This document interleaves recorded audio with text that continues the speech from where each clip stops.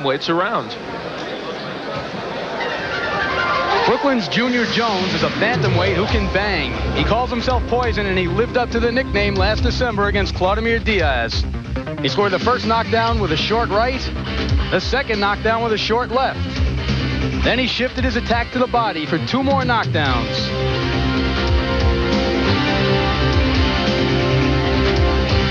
And came away with a second-round TKO. Then in January, Jones needed less than a round to dispose of Marco Claudio. A short right started it off. 2-handed barrages accounted for 2 more knockdowns.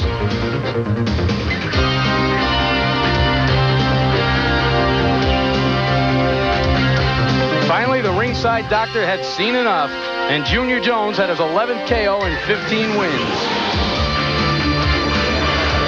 And tonight, Junior Jones goes against a man who has twice fought for a world title. This is no cakewalk. Michael Buffer's in the center of the ring. Let's kick things off with Michael. Ladies and gentlemen, good evening and welcome to Merv Griffin's Resorts Casino Hotel here on the boardwalk in Atlantic City, New Jersey, where tonight, Top Rank Incorporated and the undisputed, undefeated King of Beer, Budweiser, presents professional boxing for your entertainment. These bouts are all sanctioned by the New Jersey State Athletic Control Board.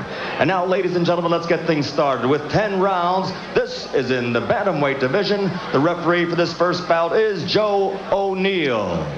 Introducing first, fighting out of the red corner, wearing the black trunks with blue and gold trim, he weighs an even 119 pounds, from San Juan, Puerto Rico. An outstanding professional record, 23 victories, 18 by KO, only 3 defeats. Ladies and gentlemen, Juan Carazo. And his opponent fighting out of the blue corner, wearing the purple trunks with white trim. He weighs an even 118 pounds, from New York City, New York. He's undefeated as a professional, 15-0, 11 by KO, ranked number 5 by the USBA. Introducing Poison, Junior Jones.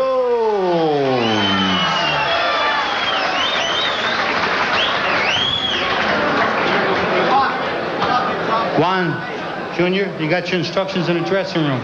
Any questions at this time? Okay, shake hands, come out boxing. Good luck, gentlemen. There's Junior Jones, rapidly becoming a crowd favorite here on the East Coast. And the man he's facing could be his sternest test. 26-year-old Juan Carazo, who, as I mentioned, has fought twice already for a world title and came close once, almost beating Gilberto Roman. Ready, Juan? This one is scheduled for 10. It is Jones' first 10-rounder, and we'll have to see how well he can stand up to that. He says he's ready. Well, he has gone 8 once, and he assured us today that the extra 2 rounds will make no difference at all. We've heard that before, haven't we? This is true. Although he did look pretty strong in going the 8 rounds, so presumably he is trained and ready to go. I mentioned that Carazo had fought for the world title twice, both in 1989. First time against Gilberto Roman, he lost a close split decision, which he had Roman down twice, but was also sent down himself twice. But his second time in going for the title really was ruinous. He lost to Jose Ruiz, knocked out in the first round. And since then, Wally has only fought 1 time. Jose Ruiz can really punch, and he's also been knocked out in 1 round by another former champ, Wilfredo Vasquez. So that's been kind of a bugaboo for him. And normally, Junior Jones is a very quick starter, so that's worth thinking about. And one of the things that Carazo's people told us today is that a lot of his problems had to do with making the weight, that he couldn't make the 115-pound weight limit, and he feels a lot more comfortable here as a bantam.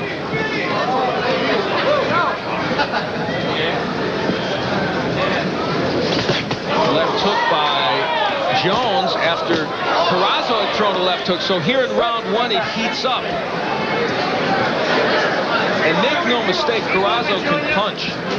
18 knockouts and 23 wins. The problem he's going to face again and again here is the reach of Junior Jones. Jones has very long arms for a bantamweight. And even when he landed that left hook, Carazo, he really had to lunge in with it, and he got met with a right hand. And there's the jab of Junior Jones, and Wayne Cook, his manager, made it clear to us today. He said we want Junior to keep him on the end of that jab and then ultimately drop in a right hand. Already some red blotches on the forehead of Juan Carazo. Jones taking advantage of a self-break by the two boxers. I think Carazo thought for a moment Joe O'Neill might break them and put his hands down, and Jones whacked him with the right hand. Lead right by Carazo over the left hand of Jones. That's an important move for Carazo to be able to make. If he can slip that jab of Jones, he can make this a very difficult fight. You see Jones trying to keep him on the end of that jab. They both go downstairs to the body here in round one. Under a half minute left to go, and in what has been a spirited first round, not just a feeling out process. Right, step back, step back.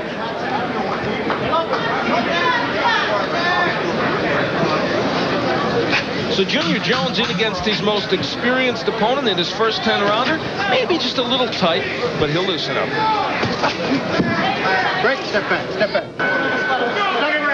Junior Jones heads out to meet Juan Carazo in round two. A couple of bantamweights. It is scheduled for 10, and they both boxed very well in that first round. Carazo starts this one out with two good power punches. And a revealing stat in round one, Al, Jones was able to land only 12 out of 36 jabs. So that means that Carazo already has got the rhythm to get underneath that jab. And to look at those total numbers, you see Jones with an edge. A very, very close round. I thought Jones won it slightly because he landed a couple of heavy punches in the corner. And he gets Carazo on the ropes and wails away. Carazo counter-punching pretty well, but Jones landed a couple of big shots. Step back. Great step back. Now, let's not forget, Carazo, I think, would prefer to work on the inside like that. He does not want to be on the outside like this with Jones. So even if he's against the ropes, Wally, you're saying it doesn't necessarily work against Carazo. Right, I think that in most of his fights, he's probably given away a little height and reach, and I think that's where he prefers to work. Come on, you're free punch. Come on. Chopping right hand on the inside by Jones. He's found a home for that punch here in round two. Again, the right hand by Junior Jones. Carazo rode with that punch, though. It looked like he was going to take his head off, but he rode with it and didn't really get much of the brunt of it. That's what I meant. He rolled with it. It wasn't too good. I was only kidding. Halfway through round two. It looked very good. Well, it looked kind of good.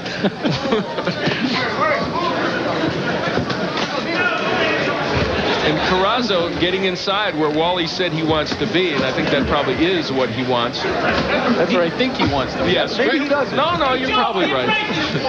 He has not worked the body too much yet, Carazo. I think we would expect more of that from him as this bout goes on. Blocks that left hand by Jones. A good right to the body. And there's Carazo going downstairs. So both men shift their attack momentarily to the body. They are working on defense with Junior Jones, and you can see why, even though he's very effective offensively, sometimes he does get nailed, and Carazo's fairly quick-handed. You know, he has a tendency to stand up straight sometimes when they're in close. And so under a minute here in round two, and these first two rounds have provided just what we thought they might. A good veteran in Carazo, who's certainly not old at 26, and has championship experience testing 20-year-old Junior Jones.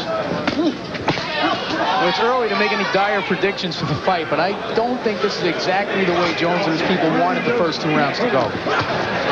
He probably, big right hand by Jones. No, well, but the pace is not what he wants. It's just that he was able to nail him with that right. So, Junior Jones, probably the best thing for him in this round has been the right hands he's landed. Round three should be interesting. Smokin' Joe Frazier, former world heavyweight champion, who manages Tyrone Frazier, who we'll see later. And another thing about this man, a week from today, we will celebrate the 20th anniversary of one of the greatest thrills in my life, boxing-wise, and that was the first Ali Frazier fight. Boy, 20 years ago, huh? Isn't that amazing? Here is Junior Jones going to work on Carazo. There's that right hand. He just turned into it. You know, he was sort of turned halfway, and I don't know if it had full effect on the punch. I'm not sure it was a very powerful punch.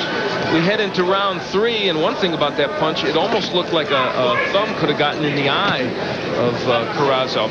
We talked about the jabs. Jones has landed 8 of 21 jabs in round two, that was. So his jab output and his landing went down a bit. Here are the total punches thrown. You see Jones with a slight edge in connects. Only 4 punch difference between the two fighters, but I have had the feeling that he's landed the better shot so far. Yeah, I was just going to say, in that round, you would think because he landed a lot of real good hard punches that he might have gotten the edge. But you made a very good point, Wally. I'm not sure that this is exactly the way they wanted the pace to go with Carazo. He's gotten inside that jab maybe more than they wanted. I would think they would not have expected Carazo to be able to reach Jones until maybe later in the fight as he started to tire. So Juan Carazo, the 26-year-old from San Juan, Puerto Rico, is giving Junior Jones exactly what they probably anticipated, except maybe a little more than they wanted, and that is lots of good experience and a very tough, crafty fighter in there. Break, step back. Watch that shoulder.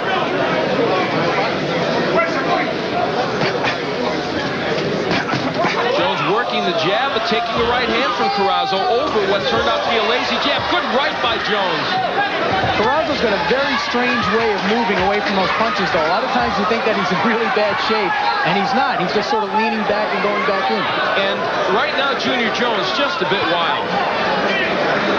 Well, I think he's having a lot more trouble hitting Carazo than he expected to. Oh, good free punch in there. Break, step back.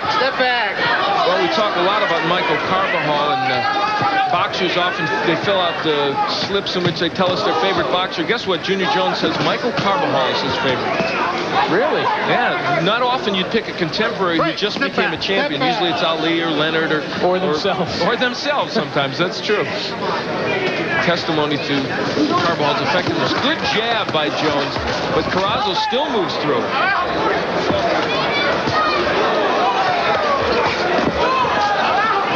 The evidence that Carazo is doing a good job of slipping the punches, that Jones is missing long a lot. You notice a lot of his punches are going over and curling around the neck of Carazo. And there's a good example right there, what you talked about.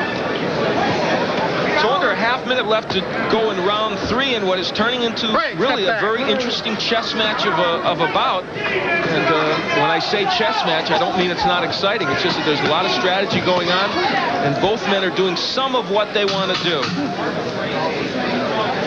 So we'll be back for round 4 in just a moment. Don't go anywhere.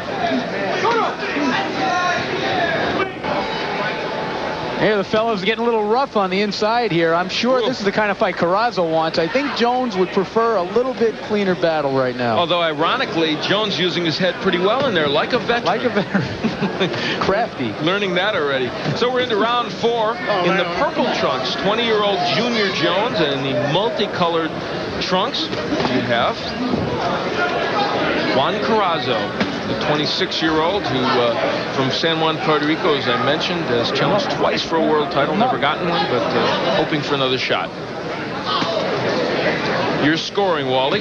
And I gave Carazo the 3rd round, and basically on the strength of a good right hand that he landed early in the round. I thought that the round was pretty sloppy. First 2 rounds I thought clearly for Junior Jones.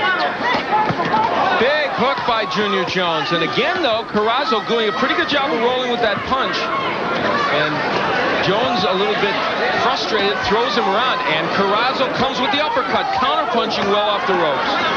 That's a sign of an experienced fighter. No panic when he's under fire on the ropes. And I'll tell you something, for a guy who's been knocked out twice in the first round recently, he's taking some pretty good shots here. Yes. So if they thought that Juan Carazo was completely spent coming into this bout, that is not the case. And Punch Profile has informed us that an overall 35% connect rate for Jones, which is way down from his previous bouts. I think we have to really attribute that not so much to his wildness, but to the unorthodox movement of Carazo in there. I want to mention to you that Barry Tompkins, if you're wondering why he's not here today, he's off doing basketball out west. And this is, of course, big time for Hoops here on ESPN. So Barry will be back in a couple weeks when we head back to Las Vegas on the 17th. It's been a chance to schmooze with you, Wally. Always a pleasure.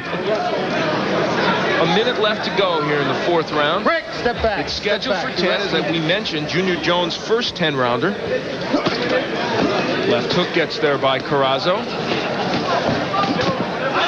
And he gets in a right as well. Wally, does it strike you that Junior Jones' left hook is not being thrown as well as it has been in the past? Not only his left hook, but also his jab. For some reason, he seems hesitant about letting it go, maybe because he's afraid to get countered. Now, we've seen Carazo slip the jab, and it could be that Jones now is a little leery of letting it go. And there was a good example. He slapped with that left hook, didn't really land it flush to the head of Carazo. It's almost as if he's not really sure where Carazo's head is going to be by the time the punch gets there. That's a very good point. And, of course, he has never faced probably a man who has this much experience or is this difficult to hit. So another round goes into the books here in the fourth.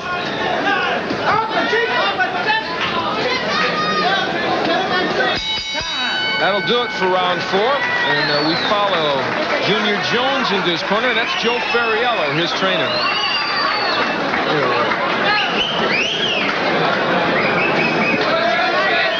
Now listen to me. Nobody can help you but you. You understand me? Huh? You lost that round, Junior, and you're going to lose this fight, I'm telling you. You know why? Because you're not fighting. You understand me? You're looking to knock him out with one punch, and you're looking to make it easy for yourself. If you want to look to make it easy, then get out of here.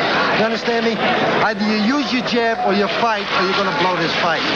You understand what I'm telling you? Okay. I got no more to say to you. Either you use that jab and you do the things that you have to do, otherwise get out of here. Oh, Junior, let's go, baby. Pick it up. You better pick it up, Junior. That's all I got to tell you. Wow.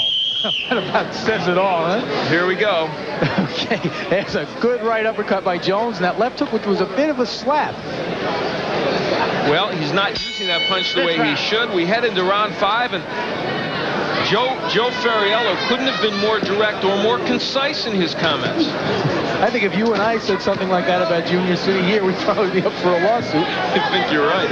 Nevertheless, and not even mentioning slapping him in the face. Yeah, I don't know if I would have punctuated with that either, but Joe Ferriello wanted to make his point. And speaking of jabs, Junior Jones has landed 41 of 111, 37%. Carazo 17 of 55 at 31%. But they want more of that jab from Junior Jones. I think what Ferriello is really frustrated by is that Jones is making this probably a much tougher fight than it should be. I mean, he does have the reach advantage, and he should be able to keep Carazo away a bit more than he has. And I think he also wants Jones to work his combinations a little better and more disciplined. He certainly has been wild. There's a good straight left hand and a right by Jones. Overhand right by Carazo that glances off the jaw of Jones. Well, they expect a lot from Junior Jones. They want him to win the USBA title soon, and they're even talking about him taking on Greg Richardson, who just beat Hivaro Perez in a real good bout last week to win the Bantamweight Championship, one of them. Greg Richardson is a good little fighter, and Raul Perez is one of the best fighters that I had seen at Bantamweight in a while, so I'm not sure that's a good move right now. Boy, Jones was in a bad position there. His head actually went underneath the top rope, and he got nailed with a right hand. There's a right again by Carazo that gets there.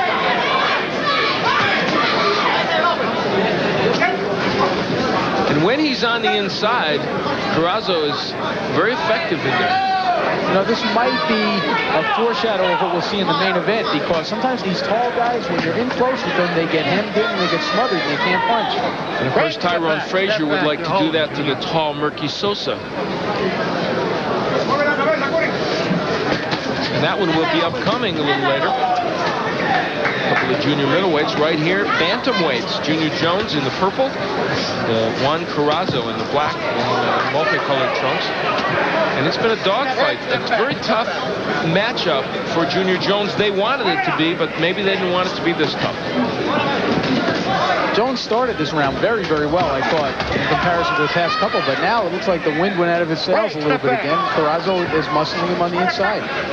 So round 5 coming to a conclusion, and it does so punctuated by an overhand right by Juan Carazo, and believe me, this plot is thickening.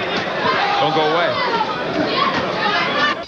This right hand late in round 5, Al, made Junior Jones's legs do a little bit of a wobble on the way back to the corner. one of Carazo's best punches of not only the round, but the entire bout. We head into round 6.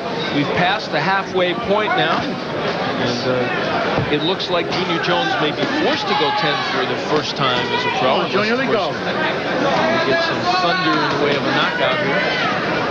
So far, he really hasn't shown enough punch to hurt Carazo.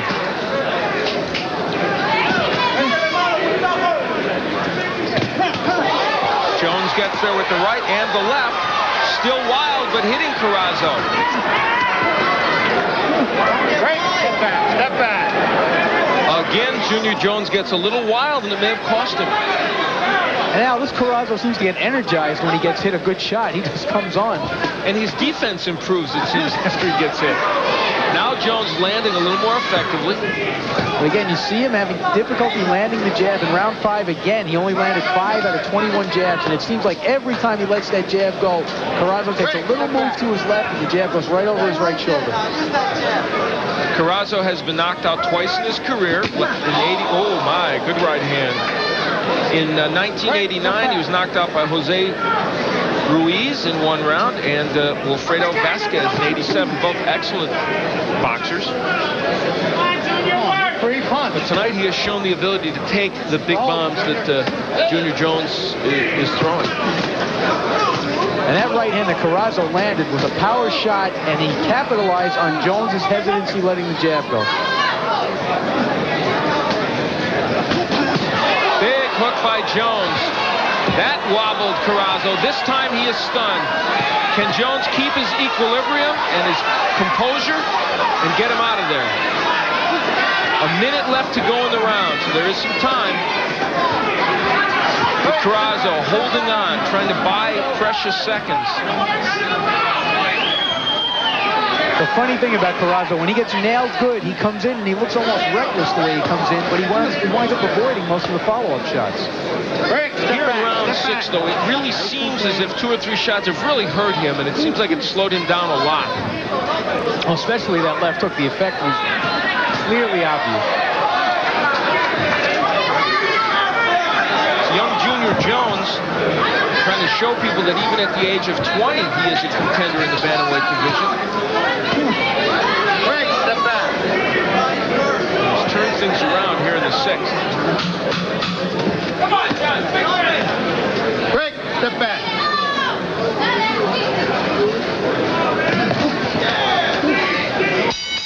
That'll do it for round 6. Not a good one for Juan Carazo.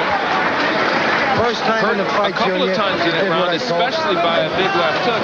Over in Junior Jones' corner, they got to be a little happier. Now listen to me. The guy is in trouble. He's starting to back up. Back him up. Keep coming at him with the jab, okay? Forget about any counter he throws at you. Back him up with the jab, and the minute he moves at you, shoot the right hand. And then throw in combination. Now, that's how you're hurting him, Junior. You're hurting him coming into you. You understand what I mean? So back the guy up with your left jab, and then any move he makes at you, shoot the right hand left hook, or the left hook right hand. Just beat him to the punch. You understand me? But don't back up. Keep back. Here's that right hand by Jones. He follows it with a big left hook. This might have been his best punch of the fight. We'll see it right here. And that one certainly wobbled Carazo a bit, but somehow he stayed on his feet. We head into round 7. Al Bernstein along with Wally Matthews with a very entertaining bantamweight bout. Junior Jones in the purple, Juan Carazo in the black and the yellow and blue. And they have put up a very interesting battle here. You know, one thing that that Fariello picked up on in Jones's corner, which doesn't surprise me because he's an astute guy, is that whenever Carazo slips that jab, he always moves to his left. And he's telling Jones to, after you throw the jab, just let the right go because he moves right into it. And boy, the difference in punch is not that dramatic in this bout. And we mentioned Jones's percentage down from what it usually is. It seems as though Jones is landing more because his are the more dramatic punches. Well, they're the longer punches, too. You know, the ones that really, they get your attention, but both of them missing a lot of punches. So many bouts in which that's the case. Maybe the classic example, the Hagler-Leonard bout, in which Sugar Ray Leonard landing more from the outside, Hagler more on the inside, and to a lot of people's minds, certainly Jojo Guerra, the infamous judge, one of the judges of that fight, looked like Leonard was way ahead. Jojo, I haven't heard that name in quite a while. I'll never forget him. He's the guy that scored that fight by about 7 points for Ray Leonard, which I'm sure even Ray probably would think was a little bit one-sided. Ray might be the only one who agreed with that card. Well, halfway through round 7, things have calmed here a little bit after a furious 6th round in which Jones had hurt Carazo. Reminder that our main event upcoming, Murky Sosa and Tyrone Frazier, super middleweights. You know, there are so many good young bantamweights around. We saw Eddie Cook last week on our Top Rank Boxing show, and Kid Akeem as well, who is poised for a title matchup. How do you think Junior Jones would do against Eddie Cook? Wouldn't that be exciting? That would be a real good fight. I think it's premature. I'd hate to see either one of those guys get knocked off. They won't right have now. it now, yeah. That would be an exciting bout. I think Akeem would be an interesting one too, because they're physically so much alike. Yeah, that's true. And right now, Jones is nailing Carazo with a few more punches. I think Kid Akeem's a little bit too far ahead of Junior Jones right now. Uppercut, but Carazo comes back with the right hand, and now Jones going for broke and doing so in a manner that maybe his corner wouldn't like, getting just a little wild again. That's also the first time where Jones really showed the intention to try and end the fight. He is certainly getting to Carazo and stunning him. No question about that. Boy, now there's an example of Carazo being slower. He threw a right uppercut from way back, and Carazo couldn't counter him. And that punch landed solid. So round 7 goes into the books, and still another good one for Junior Jones. Juan Carazo steps out for round 8, and it might be a pivotal round for him because he has not done well in the last few. And Wally, you can make a case for the fact that Juan Carazo may not have too much left here. I think he has almost nothing left based on the 7th round. I really felt like he was going through the motions in that round, especially after Jones hit him with those 3 or 4 right hands. As you can see it right there, Carazo only landed 12 punches in the round. And even though Jones's percentage is still down, he's landing enough to be ahead in these rounds, and certainly landing the more dramatic punches. Jones reached the semis in the good shot by Jones. Reached the semis in the 1988 Olympic trials. Didn't get to the Olympics, but that was part of what for him really was a glittering amateur career that even included 2 New York Gold Gloves championships and 2 Police Athletic League national titles. So he had his moments as an amateur, and he has been spotless 15-0 as a pro. And that right hand that Jones landed a few seconds ago, Al, was the one that Fariello was telling him to throw because he picked up on the leftward movement of Carazo, and Carazo moved right into the punch. Junior Jones improved his performance mostly so he wouldn't get those tongue lashings from Joe Fariello when he got back to the corner. He took a worse beating there than he's taken in the ring. Right, step back, step back. Halfway through round 8. No, a lot of what Fariello says, you also have to put down to motivational talk. I mean, this is not a bad performance for a young player like Jones. It really isn't. Although you can easily understand. Oh, now there's that uppercut from way back by Jones, Wally. And this time, Carazo tried to counter with the overhand right, but couldn't get there. That's something I'm sure they will look at the films, and Joe Fariello will be telling Junior Jones you can't do that. That's dangerous. It is a dangerous, which I'm sure Jones knows anyway. Right. That's almost like the infamous Buster Douglas uppercut. Oh, my. Classic example of it.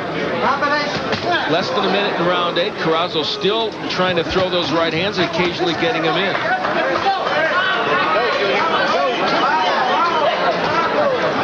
We should talk a little bit about Junior Jones's chin as well, Al. You know, Carazo's got 18 KOs out of 23 wins. He can bang a little bit. A very good point. And as we mentioned, he had Gilberto Roman, a champion and a good one, down twice in their bout. Oh, big shots being thrown and landed.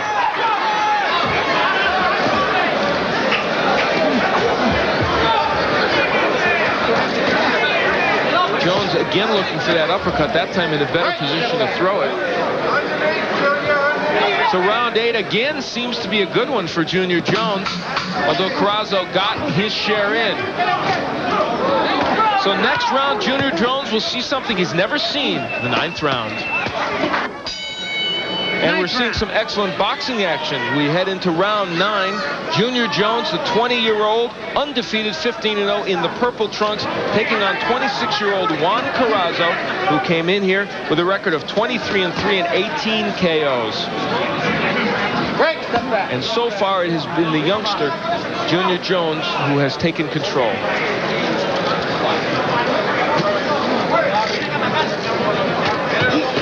You can see now that I've got Jones pretty comfortably ahead there. I gave Carazo only round number 3, although many of the rounds have been close. Yeah, I have not been scoring each round, obviously, but I don't think I would give Carazo more than 1 or 2, maybe 3 at the outside, and that would be really pushing it. He's been in just about every single round, but Jones has been just a little bit sharper. Up through the first 5 rounds, which was when Ferriolo really delivered that lecture to Jones, it was pretty close. But look how close the numbers are. Not a huge difference. No, 42 punches, and if you divide that by 8, we're talking about a difference of 5 punches per round. Yeah. So it's really interesting. Which means I could be totally off base with the score. This is one of those bouts in which it is tough to score because up through the 5th or 6th round, most of those rounds were pretty close. Both of them land right hands, and I think Carazo's was one of the best he's thrown in a few rounds. Again, we see that tendency of Jones to leave his head straight up there, an easy target, even for a small man like Carazo. There's the hook. Well, dare we say it, this is the first time he's seen the 9th round. Is Junior Jones a little fatigued?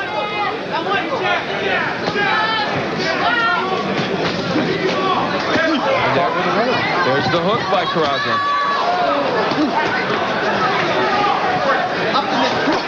The uppercut by Carazo.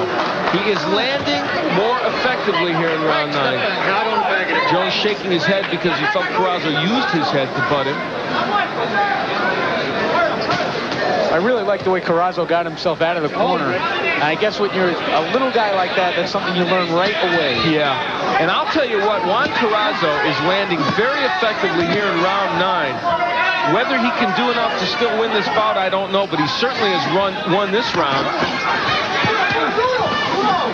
Under a half-minute left to go, and maybe Juan Carazo has found something that can help him pull off a dramatic knockout in the 10th round. That's what he's hoping for anyway. You're holding, Junior. Come on, let's go.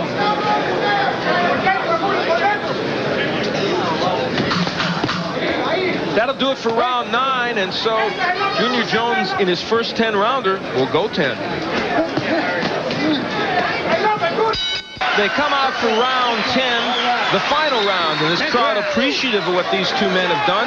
Juan Carazo on the left and Junior Jones have put up an excellent battle over 9 rounds. And I would think, Wally, that Carazo had to take some heart from that 9th round in which he was able to land some pretty good punches. I was just thinking that if Carazo had had that kind of a round in the 8th round, it might have done it even better, because then Jones in his head says, I still have 6 minutes to go, and it's a long way. But I think a 20-year-old can get through 3 more minutes. Yeah, it's a very good point what you said. Had that come a round earlier, it could have had an even bigger impact. Don't hold, last round, come on. And there's that, not that big a difference, interestingly. It's really incredible. They haven't been separated by more than 5 or 6 punches in any round. It's funny, you look at the numbers, and yet you feel in your gut that Junior Jones has dominated this more. That's often the case, especially because of the kind of punches he's landing. Hey, in the days before punch-counting statisticians, that's the way fights were scored for the most part. It's like gut feeling. Right hand by Carazo. Juan Carazo proved something tonight. A lot of people wondered, did he have anything left? He'd only fought once since 1981. He'd been knocked out and won by Ruiz. He shows he's a very viable boxer still. He sure is a durable guy, and I tell you what, if there were any other young bantamweights out there whose managers were considering this guy, they might think twice. He might have lost bouts because of this. Right. And when you think about it from his standpoint, he's had a long layoff. I mean, he hasn't boxed. He boxed in February of this past year, and it's been a year layoff for him. He looks pretty good. He was sharp almost from the beginning of the fight. He could fight a little bit more often. I'm sure he would be more effective. Meanwhile, Junior Jones hasn't been sterling in these last 2 rounds. He got nailed with the right hand, but he's hanging in there. But now maybe just barely. I think he was a little stunned by that one. A minute left to go, and for Juan Carazo, he's got now 52 seconds to try and make something improbable happen.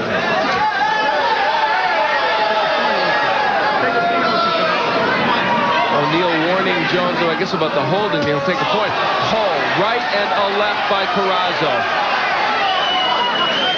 And also, Jones snuck a right in there that was pretty solid also. I think overall, it's a pretty good performance for him. Big right again by Carazo. Jones wailing away. And in the waning seconds of this bout, you come away impressed with both men. Oh, there's the uppercut from Carazo. How much damage did it do? So round 10, an excellent round for both men. And for Juan Carazo, he shows us he's got something left. That'll do it. I'll tell you, I think Junior Jones also showed that he's a fighter because he was stung badly in that corner and he fought back with both hands to the body. Not too many young fighters would have done that. At a time when he had never seen the 10th round before, Junior happy. It's possible he lost those last 2 rounds. Possible. He might have won the 10th. But whatever the case, he probably did enough to win this bout. And for Juan Carazo, this 26-year-old shows that he could very well challenge again in the bantamweight division, regardless of the outcome. And I would think, Wally, the main thing for him would be to stay busy. I think he certainly needs more activity, but I think there's also some credence in what he told us that the weight made a big difference to him. I think at 118 he looked pretty strong. He did indeed. Well, here's Carazo in the last round. Some desperate moments here for Junior Jones, but this is where he decided to flurry back, where a lot of 20-year-olds would have just held on and looked to the corner and said, what do I do next? Again, that overhand right. And that's something they're going to have to work on. And that one didn't land exactly the way Carazo wanted it to, and had it landed perfectly, it might have made a big difference. Edge for Carazo in that last round. He landed 26 punches to Jones 17, so it's possible Carazo won the last 2. There's the totals, and again, not a huge difference here. Now that's really razor thin. I still get the overall impression that Jones won the fight. My scorecard came up 97-93 for Jones. Well, I would say you're probably somewhere in the ballpark. We'll find out what the judges say. Here's Michael. Ladies and gentlemen, here at Merv Griffin's Resorts, we go to the scorecards. Here's the official scoring. Tommy Kazmarek scores the bout 95-95. He has it even. Eugene Grant scores the bout 98-92. Rocky Castellani scores it 99-93 for the winner by majority decision. Still undefeated, Poison Junior Jones. So one judge felt it was very close, as the punch numbers indicated. 2 others gave the edge to Junior Jones, and we'll be back to talk to this young man in just a moment.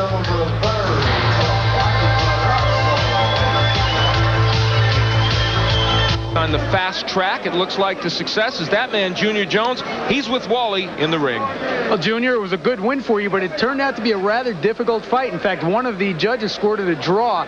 What kind of problems were you having in there with Carazo? Well, my jab, I wasn't working my jab, stiffen up, so I was throwing kind of like a pouring jab, so, he was able to walk right through the jab and, get inside, which I didn't want him to do. It seemed like part of the problem was that he timed your jab early in the fight. He kind of had a rhythm down to avoid it, and then it seemed like you were hesitant in letting it go. Was that kind of the problem? Oh, well, I couldn't get the jab started, so when I poured the jab, he didn't respect the jab. So it wasn't that he was tired, timing the jab. I just didn't put nothing on the jab.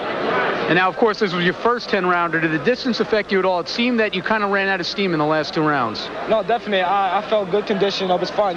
Fights like this, I need, go on condition. You can't knock everybody out. At this point, is he ready for another Juan Carazo type, or do you take him back a notch, or what, Joey? No, I think he has to move up. This guy, Carazo, was the best fighter he's fought to date, and it was a real tough fight. So I think we're going to move ahead with him.